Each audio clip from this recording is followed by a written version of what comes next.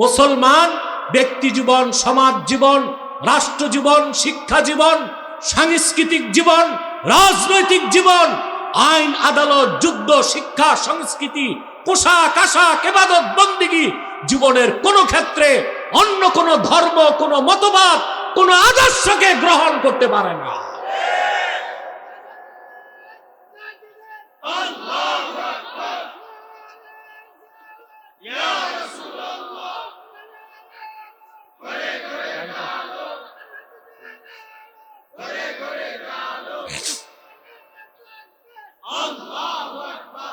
আমার বন্ধুগণ, আমরা বাঙালি কি শর্ত পূরণ করতে পেরেছি? আমরা কি শরিয়া পদ্ধতির আইন নিতে পেরেছি? ইংরেজদের 192 বছর আগের পুরনো আইন দিয়া দেশ চলে, সেজন্যই দেশকে আজ দুর্নীতি মুক্ত করা সম্ভব হয় নাই।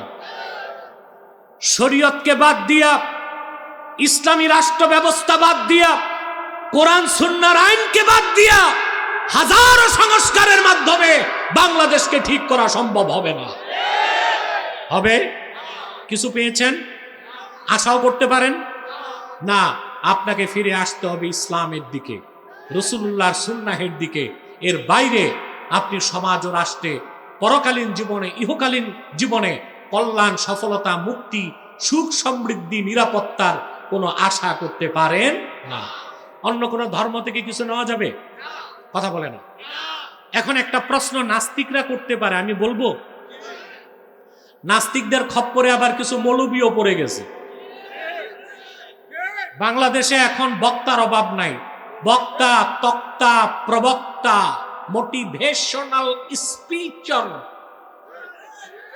স্কলার, আমি বলি স্ক্রু ড্রাইভার, এরা কথায় কথায় কুফর করে, আল্লাহর শানে বেয়াদবি করে, রাসূলুল্লাহর শানে বেয়াদবি করে, আম্মা জানদের শানে বেয়াদবি করে, কোরআন বিরোধী বক্তব্য দেয়। এদেরকে আপনাদের বয়কট করতে হবে। কোরআন সুন্নাহ মোতাবেক সহি কথা যারা বলে, হোক ভাইরাল, হোক নন ভাইরাল, হোক কণ্ঠওয়ালা, হোক কণ্ঠ ছাড়া, তাদের কথা শুনবেন, লাভবান হতে পারবে। এখন স্কলার কিছু আছে, স্লোগান দেয়, বলবো? বলে, no east, no west, Islam is the best. No west, Islam is the best. পূবে না, পশ্চিমে না, ইসলাম সর্বশ্রেষ্ঠ। স্লোগান তো সুন্দর, একটু ফাঁক আছে। কি আছে? বেস্টের নিচে থাকে কি? গুড। কি থাকে? তাহলে তারা বুঝাতে চায় ইসলাম হচ্ছে সর্বশ্রেষ্ঠ, তবে এর পাশে অন্য কিছুও ভালো থাকতে। তো স্লোগানটা সঠিক না বেঠিক? সঠিক স্লোগান আমি দিব। No east, no west, Islam is the best, Islam is last, Islam is fully completed and selected by almighty আল্লাহ।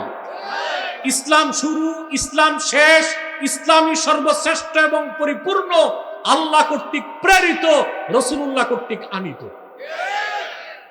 এর বাইরে অন্য কোন ধর্মে ভালো কিছু থাকলে নেওয়া যাবে? এখন বলতে পারেন, গায়ের জোরে কথা বলেন কেন? নিতে সমস্যা কি? অন্য ধর্মে ভালো কিছু থাকতে পারে না? কথা বলেন, নেওয়া যাবে?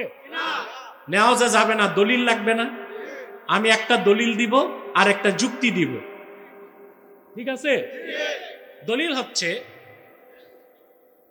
ইমাম আহমদ বিন হাম্বল তার মুসনাদে হাদিসটি নকল করেছেন। হাদিস নাম্বার 15,264 বা 62। কথা বুঝতেছেন? আমি না বলছি একটা লোক উঠবেন না? আপনাদেরকে শয়তান এত জলদি কিভাবে ধরে?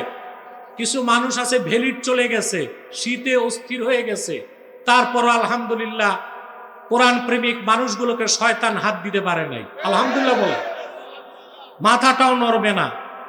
আমি একটা বিষয় পুরাপুরি বলে ফেলার পরে যাওয়ার অনুমতি দিয়ে দিব ইনশাল্লাহ। আবার চলে আসতে হবে, মাহফিল তো সারা রাত চলবে, ঠিক কি না? পরবর্তী আলোচক রেডি রাখো, আমি নামলে আসবে। সম্মানিত সুধী, কথা শুনতেছেন? আহমদ বিন হাম্বল তার মুসনাদে হাদিসটি নকল করছেন। হযরত ওমর রাদিয়াল্লাহু তাআলা আনহু একদিন রাসূলুল্লাহ সাল্লাল্লাহু আলাইহি ওয়াসাল্লামের কাছে আসলেন। তার হাতে তাওরাত কিতাবের কিছু কাগজ। বলেন তো ভাই, তাওরাত কিতাব কার উপর নাজিল হয়েছে? মুসা আলাইহিস সালামের উপর। আর ইনজিল কিতাব? পৃথিবীতে মুসা চলে গেছেন, তাওরাতও চলে গেছে, ঈসা উঠে গেছেন, ইনজিলও। এখন পৃথিবীতে যেটা আছে old testament, new testament, Bible, এগুলো হচ্ছে ইহুদি খ্রিস্টানদের বানওয়ার্ড। ইহুদি খ্রিস্টানদের বানওয়ার্ড। এরা শুধু আল্লাহর কথাগুলো বদলায় নেই, নবীদের নামও বদলাই দিছে বাইবেলে।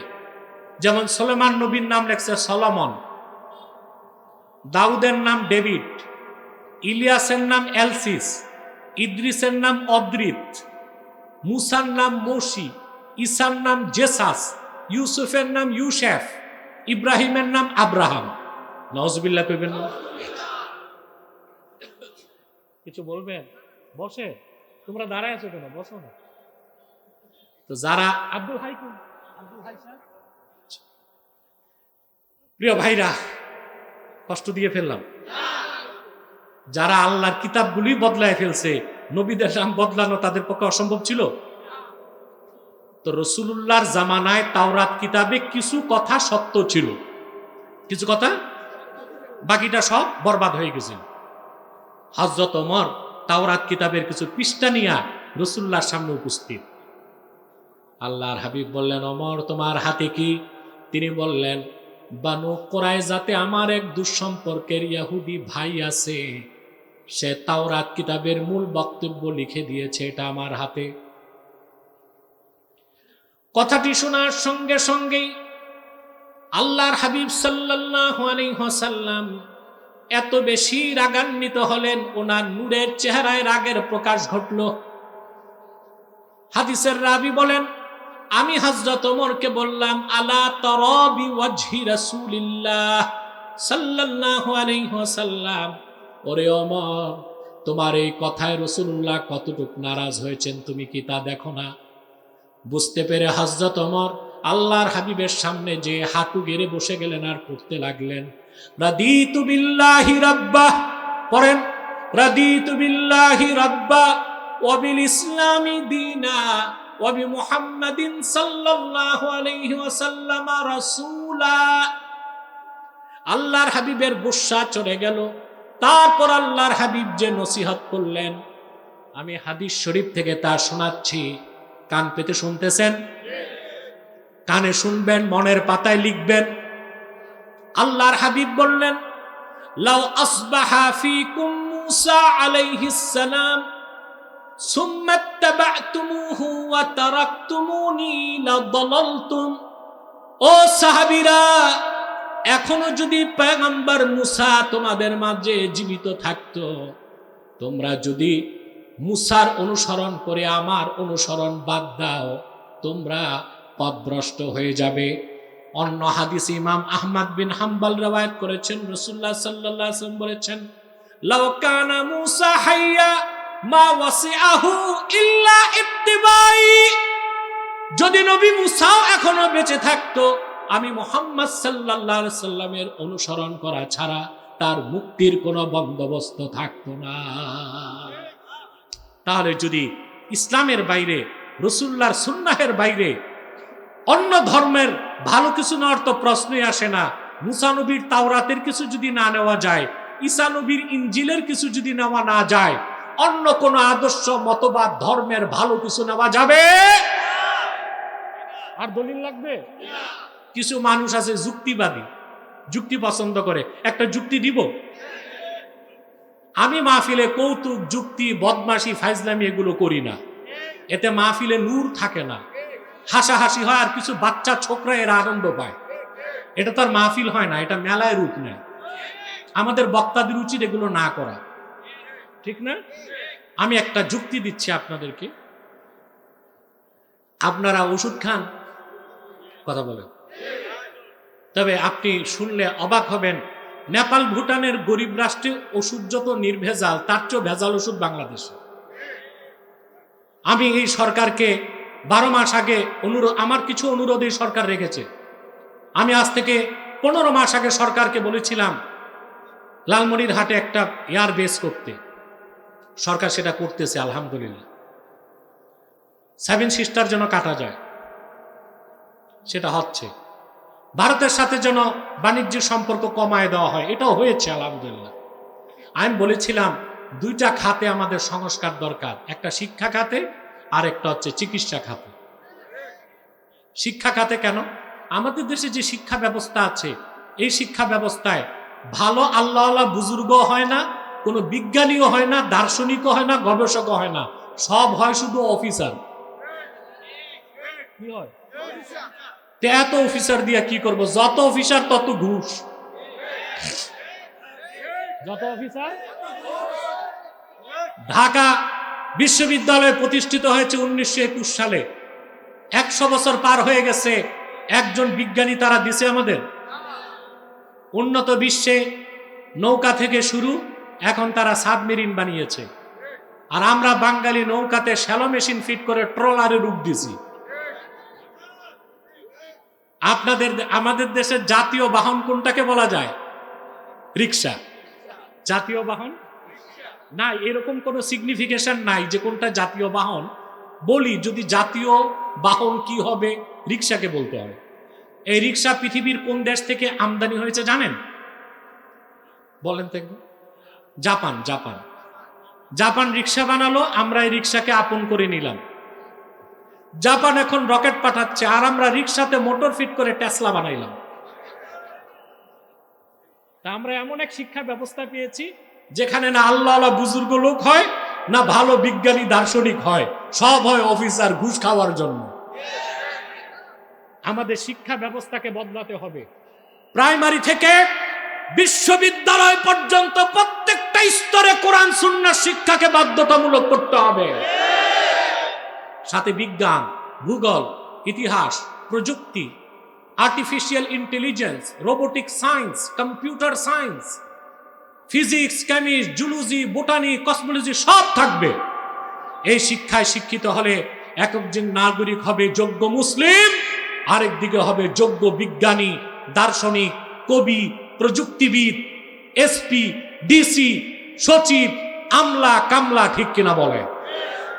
আমাদের শিক্ষা ব্যবস্থা বদলানো দরকার কিনা? আর একটা সংস্কার দরকার, আমি সরকারকে আগেও বলেছি, আজও বলছি, চিকিৎসা খাতে। কোথায়? দেশে একটা দুইটা হসপিটাল আছে, তাও বিশ্বমানের ট্রিটমেন্ট নাই। এখানে ট্রিটমেন্ট করতে গেলে বাড়িঘর বিক্রি করতে হয়। আর যত হসপিটাল দেখেন, আমার মনে হয় সারা বাংলাদেশে এত ক্লিনিক আর হসপিটাল নাই কুমিল্লাতে যত ক্লিনিক আর হসপিটাল। এ এক ধান্দার ব্যবসা। হসপিটাল একটা দিলেই হইল। আপনি জানেন এমআরআই মেশিনের দাম কত? একটা সিমেন্ট কোম্পানি জার্মানের এমআরআই মেশিনের দাম 22 কোটি টাকা। আপনি যে হসপিটালে যাচ্ছেন পুরাটার দাম নেই 2 কোটি।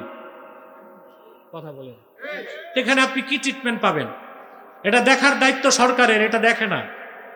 সিভিল সার্জনের দায়িত্ব, সে ঘুষ খায় সব ছাড়পত্র দিয়ে দেয়।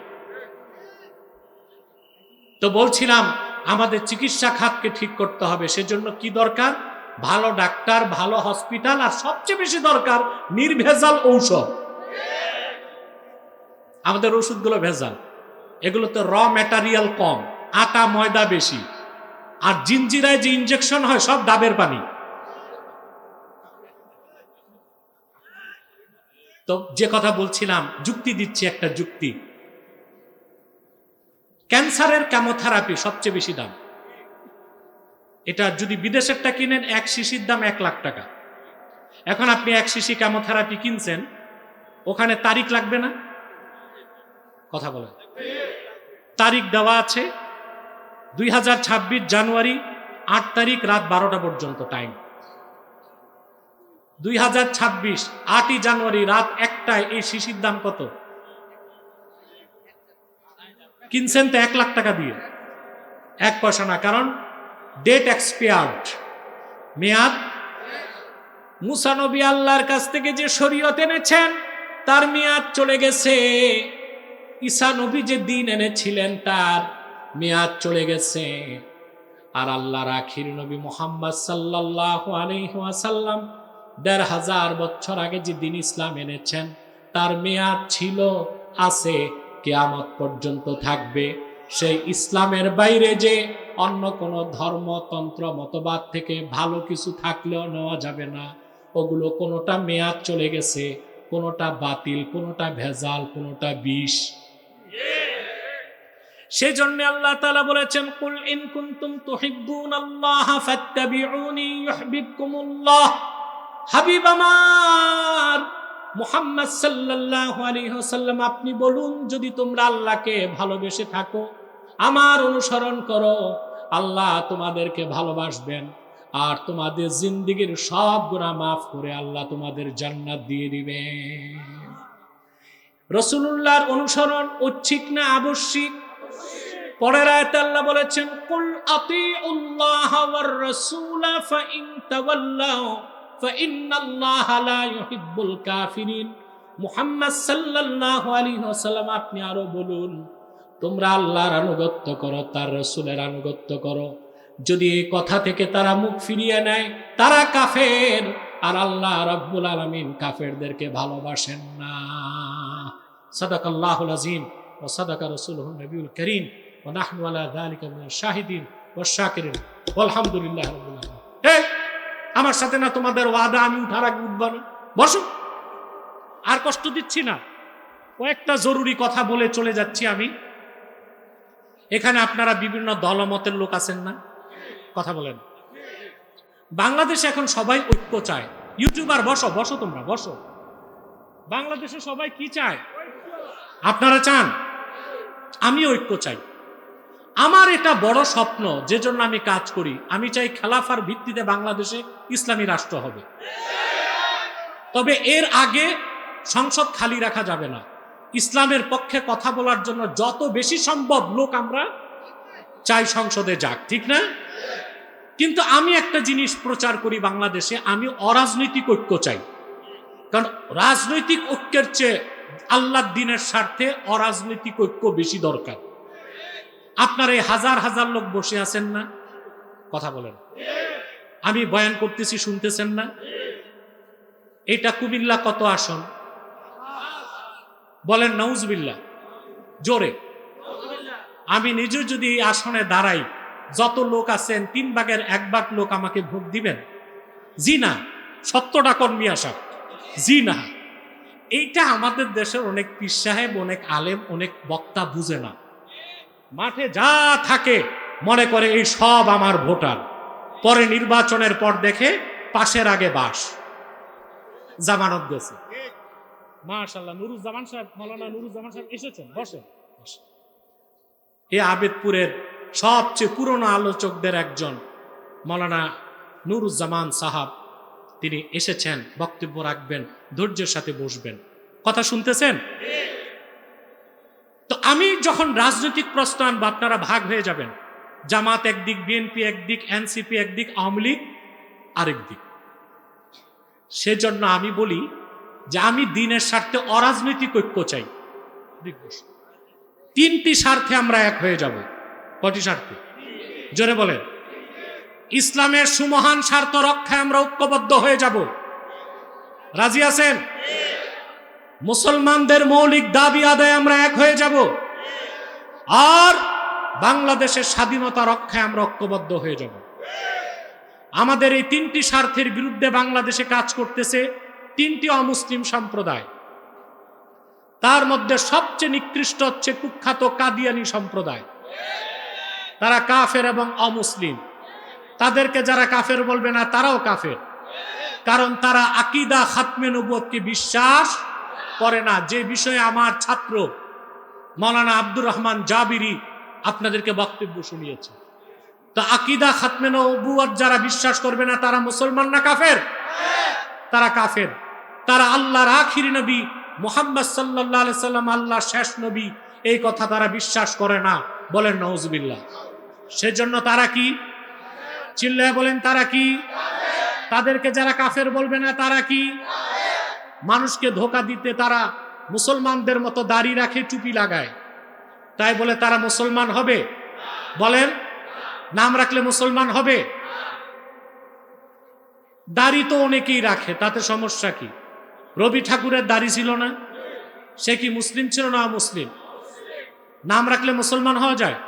টুপি লাগালে মুসলমান হওয়া যায়? দিল্লি পার্লামেন্টে হিন্দু এমপিরাও তো টুপি লাগায়, তাই বলি কি তারা মুসলমান হবে? নাম রাখলে মুসলমান হওয়া যায়?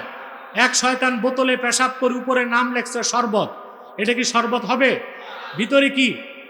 তদ্রুপ কাদিয়ানীরা শেষ দরজার কুখ্যাত কাফের আব্দুল আউয়াল, আব্দুস সামাদ, মুবাশশির আলী, কবির চৌধুরী, শাহরিয়ার কবির, নিঝুম মজুমদার, এসব নাম রাখার দ্বারা তারা মুসলমান হতে পারে না। আমার ভাইরা, আমার বন্ধুরা, আমার আল্লাহ ও নূর নবীজি আমার মুহাম্মদ মুস্তাফা সাল্লাল্লাহু আলাইহি ওয়াসাল্লামের ইসলাম ও কোরআনের হাজার হাজার হাজার বছর পরে বর্তমান ভারতের কুখ্যাত পাঞ্জাবের কুখ্যাত গুরুদাসপুরের কুখ্যাত কাদিয়ানে ইংরেজ আমলে এক শয়তান নিজেকে নবী দাবি করছে। চিল্লায় বলেন নাউজুবিল্লাহ।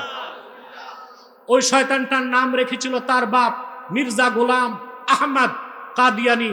সাবধান, তাকে গোলাম আহমদ বলা যাবে না, কারণ গোলাম আহমদ অর্থ আহমদ এর গোলাম।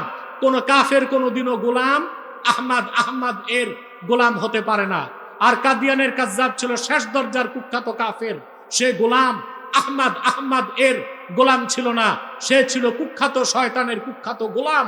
কাদিয়ানের কাজ্জাব, মিথ্যা নবুয়তের দাবিদার, ইংরেজদের পা চাটা গোলাম মির্জা গোলাম শয়তান কাদিয়ানির উপর গজব এসেছে 1908 সালে।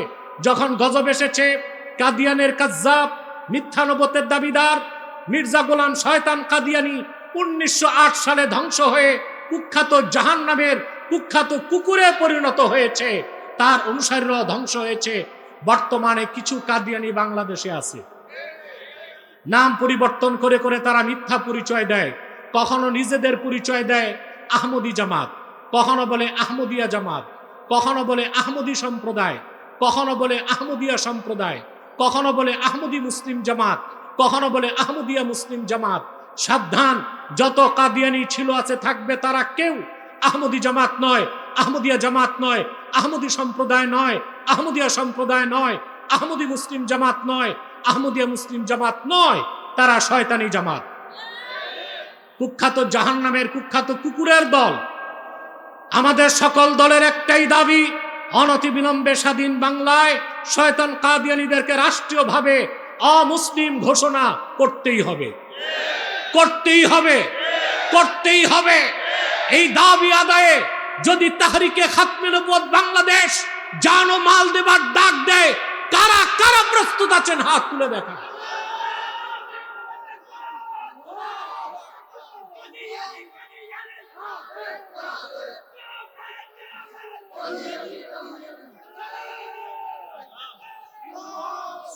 প্রিয় ভাইরা, তাদেরকে অর্থনৈতিক সহযোগিতা করবেন না? করেন? জি করেন। প্রাণ কোম্পানির যত জিনিস তাদের, সেজান কোম্পানির জুস তাদের, RFL এর পণ্যগুলো তাদের, প্রথম আলো নামের প্রথম অন্ধকার পত্রিকা, ডেইলি স্টার এবং ভিশন এগুলো তাদের। নৈতিক দায়িত্ব হিসেবে এগুলো ধরবেন না, কিনবেন না, বেচবেন না, মনে থাকবে। আরেকটি অমুসলিম সম্প্রদায় আমাদের যুবকদের হানা দিছে, এটার নাম হিজবুত তাওহীদ। এটা হিজবুত তাওহীদ না, হিজবুত শয়তান।